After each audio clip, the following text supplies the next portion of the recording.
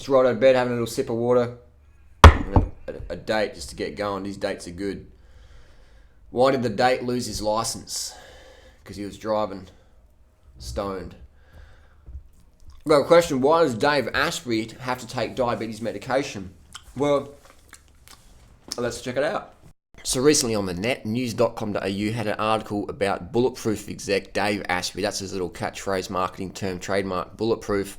Says he sleeps 5 hours a night, lost 45 kilos, claims to raise his IQ points, but Dave is on medication for diabetes.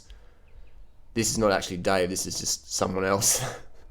I like how they always use pictures of lean people to get an article across, but actually Dave's still overweight. So Dave's diet is basically drink lots of coffee in the morning with a little bit of butter in there, and he uses the caffeine as a stimulant so you avoid hunger. But that's bad because then you want to eat fatty stuff later on.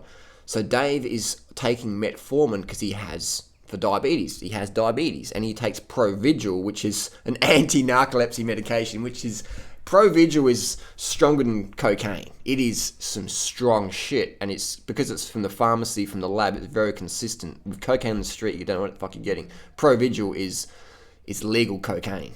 It's fucking strong shit. To boost his brain power, stay focused, because he's got a lot of stodge, all the fat in the blood, can't think. So to do the high carb diet, you don't need Provigil, you don't need metformin. To do the low carb, high fat diet, you definitely need the metformin to boost your insulin, and you definitely need Provigil to think, because you will be thrashed on the low carb diet. You won't be able to think.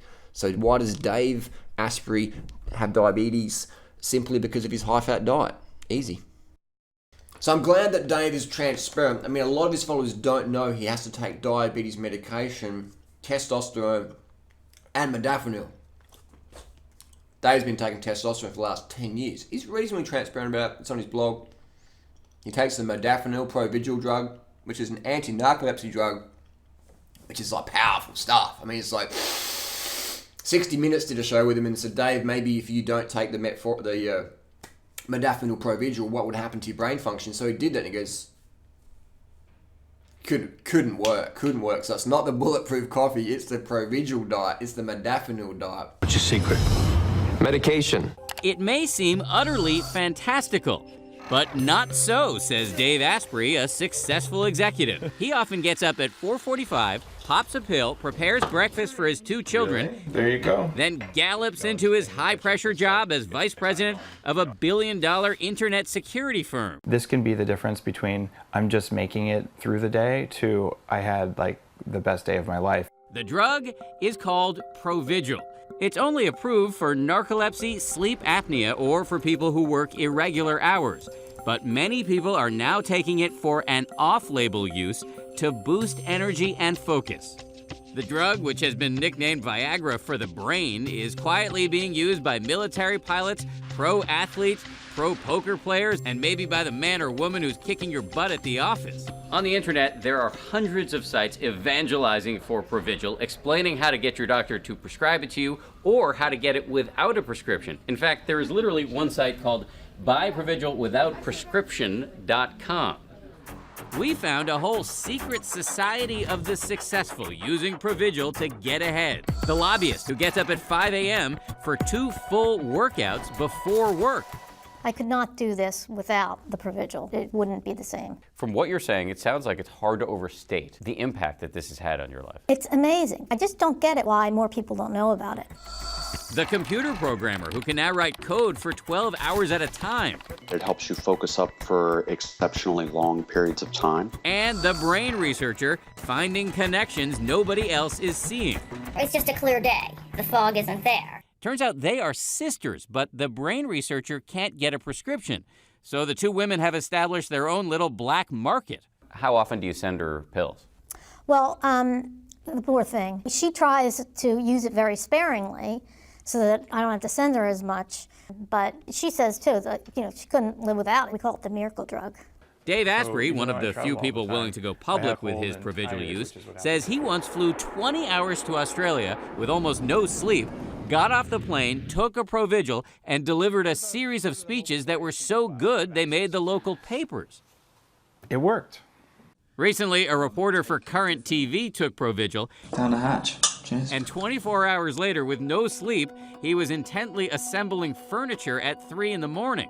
However, remember, this drug is not approved simply as an energy booster for otherwise healthy people. A few years ago, in fact, the maker of this drug got slapped with a warning letter by federal authorities for marketing the drug for off-label uses. Now, Teva Pharmaceuticals says Provigil is not approved for, and we do not recommend Provigil for cognitive enhancement.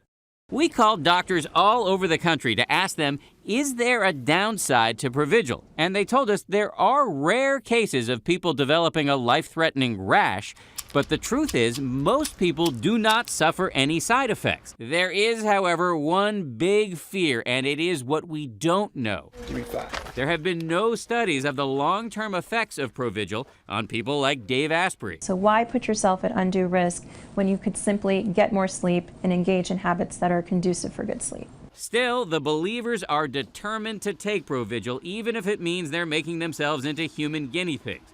Okay, we're gonna have to start over. Dave Asprey agrees it's a miracle drug. As a kind of experiment, we asked Dave to stop taking the drug for 3 days and undergo cognitive tests to measure his concentration and reaction time. During this whole 72-hour period, he said he just felt off. I've noticed that my speech is very slightly altered. After 3 days, I watched as he popped a Provigil. All right, so I guess let's do it. Let's see. It took only 17 minutes for him to snap back. The world suddenly seemed brighter, he said. Dave compared it to the scene in The Wizard of Oz where it goes from black and white to color. And remember those cognitive tests? Even we could see it on the screen, a pronounced improvement over the day before. He says even if it were to turn out that Provigil could shorten his life, so be it. Provigil helps me do that. A little pill posing a provocative question. In a modern world where everybody wants an edge, how far are you willing to go? For Nightline, this is Dan Harris in New York. So instead of saying bulletproof Zec, it should be Provigil Zec, modafinil Zec. Because that's what it is. When you're on modafinil, take some modafinil. Actually, don't take modafinil because it's going to fucking fuck up your endocrine system. Actually, cut the stimulants out of your body. Stop taking the caffeine, etc. Eat a high carbohydrate diet. Go to bed early. Drink more water so you haven't clear urine. You won't need the fucking legal speed and coke and be jittering yourself out, whacking yourself out with all these stimulants, hardcore stimulants. People are like, sugar's a stimulant. Sugar's a fucking nutrient. Sugar's in human mother's breast milk. Caffeine's not in human mother's breast milk. Modafinil sure as fuck ain't in there. Provigil, etc.